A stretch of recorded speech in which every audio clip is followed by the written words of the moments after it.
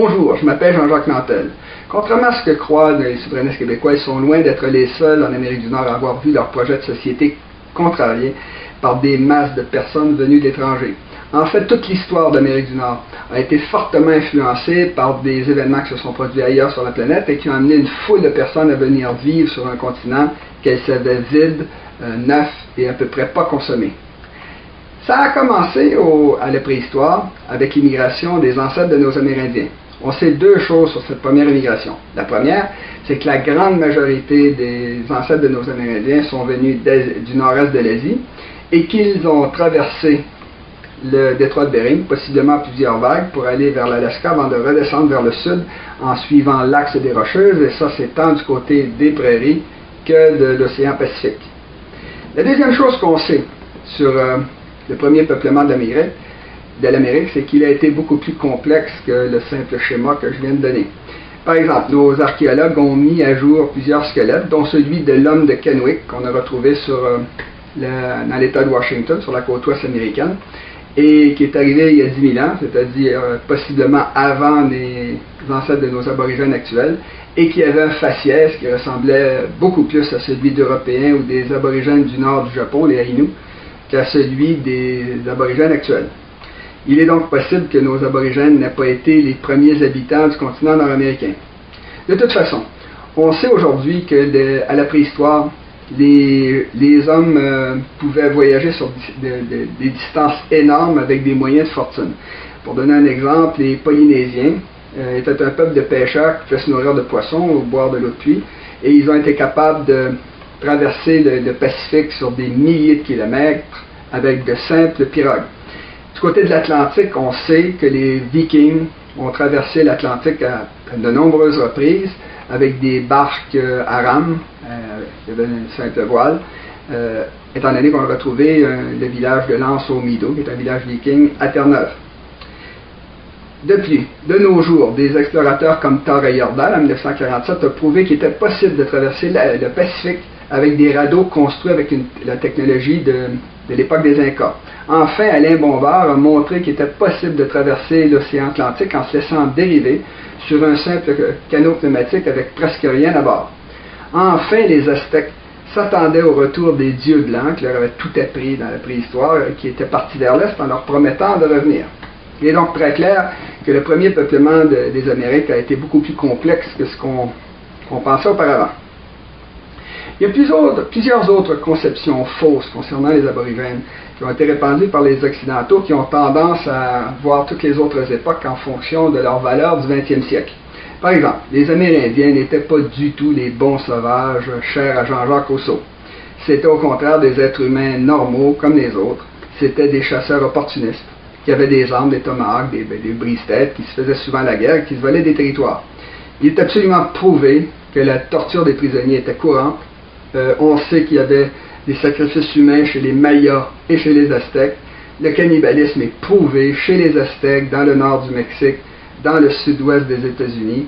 Et les voyageurs du 17e siècle qui visitaient l'Amérique du Nord ont presque tous parlé du cannibalisme des Iroquois et de leurs voisins. En fait, les Amérindiens étaient comme tous les primitifs du monde.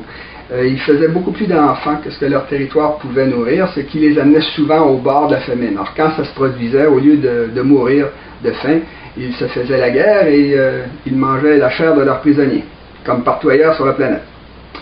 Une autre conception fausse qui a été répandue sur les Amérindiens, c'est celle qui en ferait des écologistes naturels, qui feraient attention aux équilibres naturels. C'était loin d'être toujours le cas, étant donné qu'on sait qu'ils mettaient souvent le feu à la forêt ou à la prairie dans le simple but de voir les baies sauvages, les bleuets, se reproduire plus facilement dans les années subséquentes. On a retrouvé à plusieurs endroits également des falaises à bisons, c'est-à-dire que les Amérindiens attendaient que les bisons se présentent près de certaines falaises, ils mettaient le feu à la prairie où ils leur faisaient peur, les bisons se mettaient à courir, tombaient dans le précipice, ce qui donnait beaucoup de viande aux Indiens des plaines, et qui entraînait évidemment un énorme gaspillage de ressources. On sait également qu'il y a une corrélation entre l'arrivée des aborigènes en Amérique du Nord et la disparition de nombreuses espèces de grande taille. En fait, partout sur la planète, il y a une corrélation entre l'arrivée des êtres humains dans un écosystème et la disparition de beaucoup d'espèces. Est-ce que c'est parce que les Amérindiens ou les êtres humains en général sont de méchants gens? Pas du tout. Ce qu'on sait aujourd'hui, c'est que la deuxième cause de disparition d'espèces dans l'histoire de la vie, ça a été, après la destruction des habitats naturels, ça a été l'introduction d'espèces étrangères dans des écosystèmes qui en étaient dépourvus auparavant. Or, quand les êtres humains arrivaient sur un territoire, par exemple les Amérindiens, ils détruisaient un grand nombre d'espèces animales. Une autre fausseté qui a été répandue sur les aborigènes, c'est celle qui voulant qu'ils auraient perdu leur continent parce qu'ils auraient été exterminés. Il y a plusieurs faits qui montrent que cela est faux.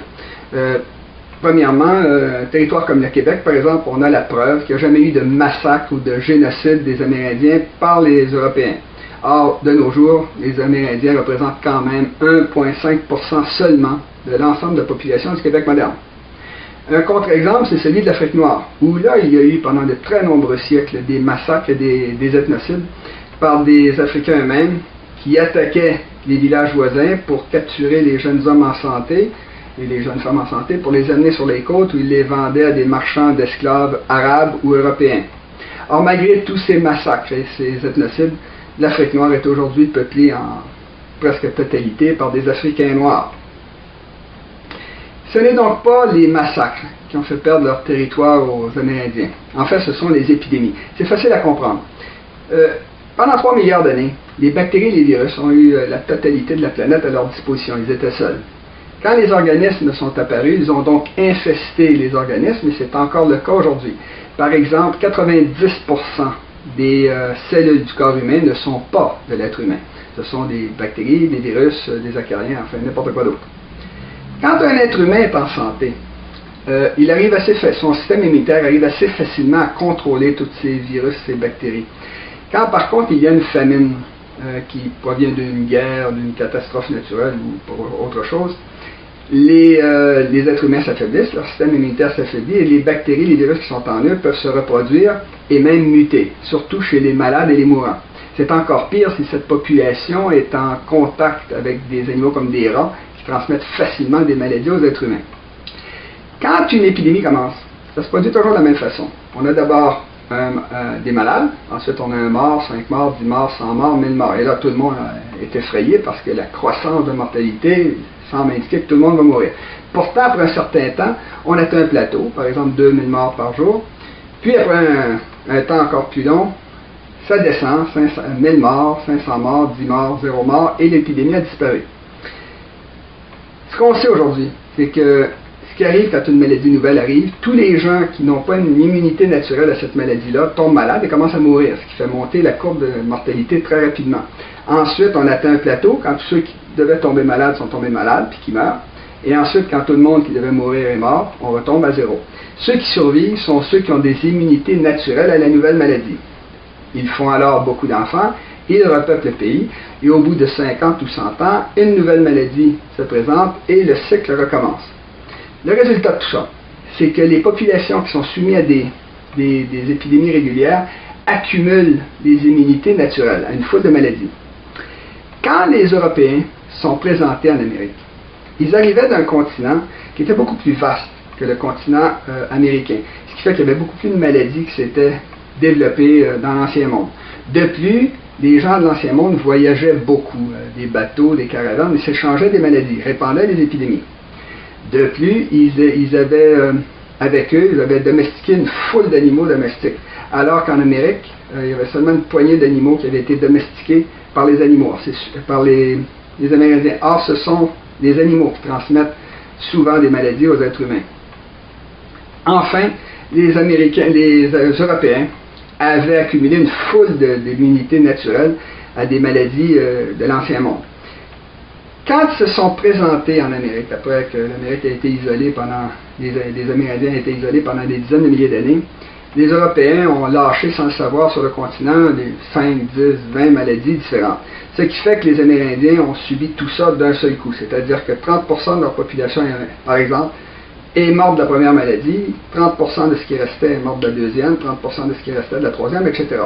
Leur population s'est donc effondrée au moment même où en Europe, il y avait une explosion démographique qui commençait.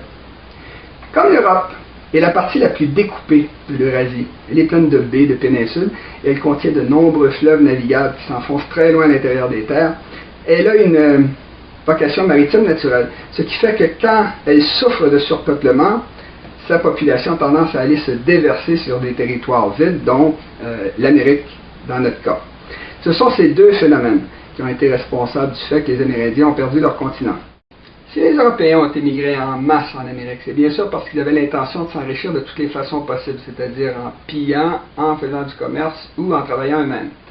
Comme chacun sait, tout ça a commencé par le vol avec les Espagnols de 1492.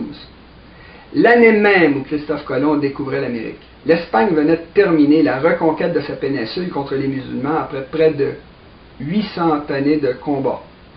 L'Espagne d'alors était euphorique, guerrière. Elle était peuplée de chrétiens fanatiques et remplie de soldats de métier qui étaient à la fois pauvres, ignorants, extrêmement violents et qui ne connaissaient rien d'autre que le meurtre et le pillage. Après le premier voyage de Colomb, l'Espagne a donc été très contente de se débarrasser de ces bandits-là en les envoyant en Amérique. Pour les Amérindiens des Caraïbes, tout ça tombait très mal, parce que si l'Europe est la partie la plus découpée de l'Eurasie, les Caraïbes, elles, sont la partie la plus découpée des Amériques. Ce sont des centaines d'îles qu'on peut facilement aborder de tous les côtés par bateau. Ce qui fait que les Amérindiens de l'endroit n'avaient nul endroit comme des déserts, des forêts ou des montagnes où ils auraient pu retraiter devant l'avancée européenne. De plus, les Caraïbes sont situés près de l'isthme de Panama, qui est la partie la plus étroite des trois Amériques, ce qui fait que les Espagnols ont vêtu d'accès tant aux côtes atlantiques que pacifiques des Amériques, et donc à l'Empire Inca qui était du côté pacifique. Troisièmement, le climat tropical des Caraïbes était complémentaire au climat tempéré de l'Europe, ce qui fait que les productions agricoles des Caraïbes n'allaient pas cesser d'être en demande sans cesse croissante du côté de l'Europe. Quand les conquistadors sont arrivés dans les Caraïbes, ils ont cherché de l'or, ils n'en ont pas trouvé beaucoup, mais ils ont vite eu l'idée de transformer les habitants de l'endroit en esclaves pour les faire travailler sur des plantations. Les massacres, l'esclavage et surtout les épidémies ont vite amené les populations indiennes à péricliter et à disparaître de nos jours. Comme les conquistadors n'avaient pas du tout l'intention de cultiver eux-mêmes la terre, ils ont eu l'idée, et surtout leurs patrons, d'aller acheter des esclaves noirs en Afrique, que les chefs africains vendaient, pour les ramener dans les Caraïbes et leur faire produire de la canne à sucre, du tabac qui est en demande en Europe. Il y a donc eu un commerce triangulaire qui s'est établi entre l'Afrique, les Caraïbes et l'Europe. L'Afrique produisait des esclaves noirs qui allaient produire des produits tropicaux dans les Caraïbes qui étaient vendus en Europe en échange de biens produits finis qui étaient ensuite ramenés en Afrique en échange de nouveaux esclaves.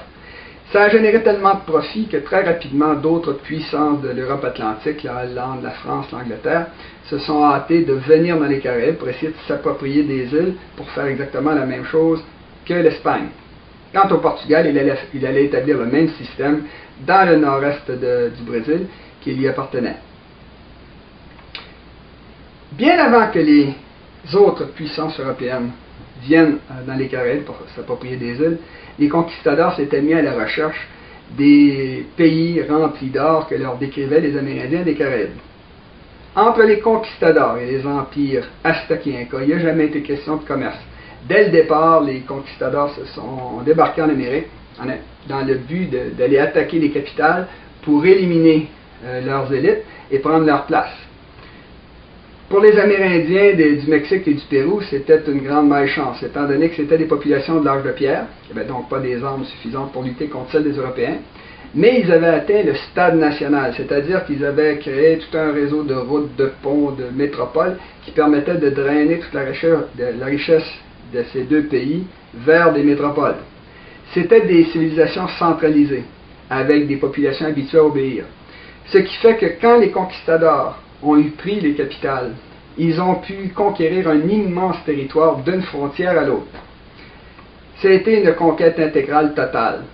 Comme les conquistadors étaient eux-mêmes des hommes, et qu'il y a toujours eu peu de femmes qui sont venues d'Espagne, ils ont donc marié des Indiennes avec lesquelles ils ont eu de nombreux enfants qui profitaient des immunités aux maladies qui provenaient de leur père, alors que le reste de la population indienne périclitait à cause de ces mêmes épidémies.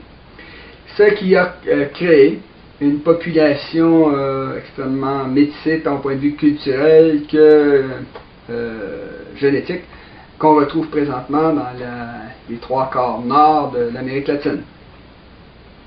Ça, c'est pour la colonisation, le premier type de colonisation, la colonisation de prédation des Espagnols. Il y a eu deux autres types de colonisation dans les Amériques, deux en Amérique du Nord. La première, ça a été la colonisation de la Nouvelle-Angleterre par les Anglais, qui était une colonisation de production, qui impliquait des paysans et des femmes, qui visait à éliminer les écosystèmes naturels, à couper les forêts, à les remplacer par des champs de culture et des villes à l'européenne.